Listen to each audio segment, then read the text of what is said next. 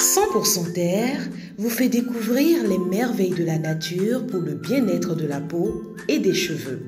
100% Terre, c'est des beurres végétaux, des huiles végétales, des graines et des poudres. Passez votre commande en un clic.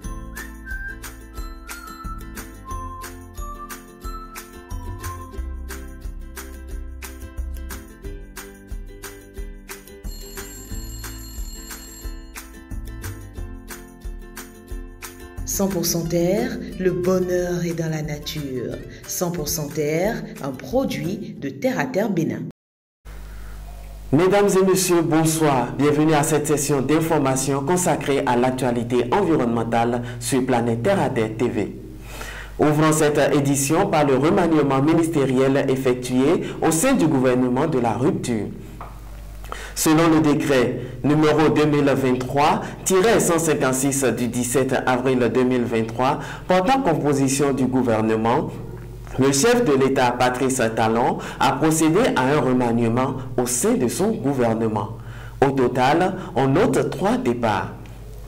Il s'agit des ministres Séverin Quenom de la Justice, Hervé Réroumé des Transports et Donald Jean-Claude Oussou de l'Énergie. Suite à ces départs, d'autres changements ont été effectués au sein de ce même gouvernement.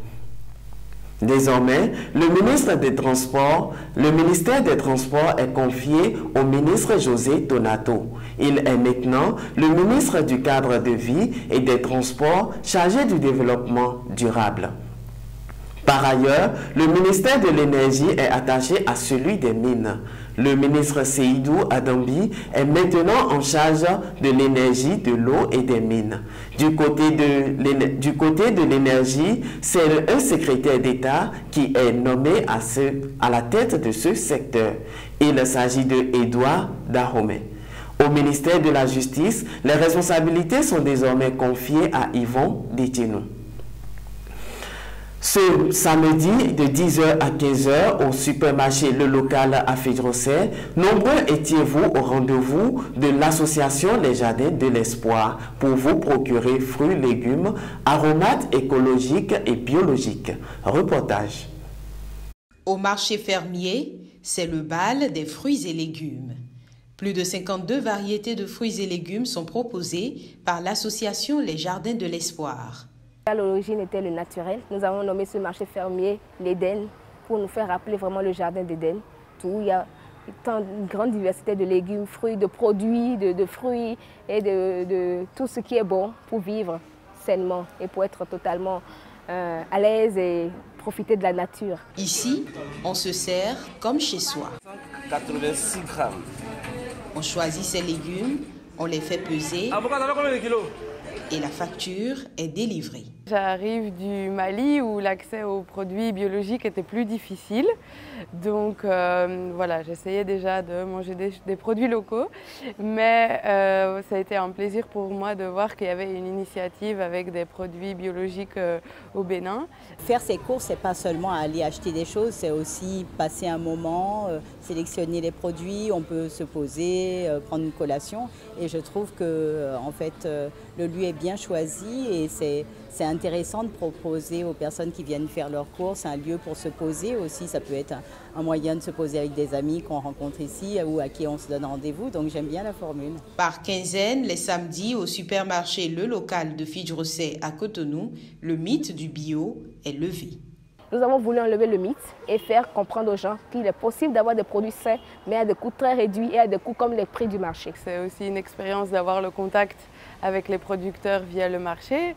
Et puis je vois qu'ils offrent le service de livraison aussi, donc ça permet, même si on n'est pas en mesure de venir sur place tous les 2 semaines pour s'approvisionner, de quand même pouvoir consommer les produits biologiques avec le service de livraison. Le marché fermier de l'Éden est un rendez-vous précieux pour faire le plein de produits frais cultivés localement et de façon écologique pour votre bien-être. Pourquoi choisir ces produits plutôt que ceux issus de l'agriculture conventionnelle? Voici quelques éléments de réponse. Pour différencier un produit bio d'un produit chimique, c'est tout à fait simple. C'est d'abord la durée de conservation. D'abord, les produits biologiques se conservent très longtemps. Vous pouvez les garder à la maison, juste à l'air libre, pendant 2 semaines, 3 semaines, 1 mois. Ça dépend du produit. Si c'est des produits périssables comme la tomate et d'autres produits, fruits qui sont beaucoup plus périssables parce qu'ils mûrissent plus vite, là oui, on pourrait les garder 1 semaine, 2 semaines. Mais c'est beaucoup, la conservation est beaucoup plus à longue durée et c'est ça qui arrange le consommateur, c'est ça qui fait la valeur des produits biologiques. Et également sur le marché, vous allez voir, les produits biologiques ne sont pas trop jolis parce que souvent ils sont un peu attaqués. Nous mettons juste des produits très sains pour traiter nos plants et pour peut-être les faire repousser, tant soit peu les ravageurs. Ce qui fait qu'ils peuvent un peu attaquer les produits par moment. Les feuilles sont un peu plus mangées et juste un peu piquées, mais ça ne détériore pas du tout le produit. Je vous rassure que la qualité est toujours intacte et encore plus que c'est sain. C'est des produits sans additifs et c'est des produits cultivés naturellement. Les produits naturels nous donnent beaucoup plus de vivacité à mieux consommer. Je viens d'arriver au Bénin, donc j'étais très curieuse de découvrir les produits locaux. J'ai été très ravie parce qu'il y a plein de bonnes choses sur le marché. Et puis aussi, ça me tenait à cœur de pouvoir soutenir l'initiative des producteurs qui font un effort en plus en produisant de manière biologique.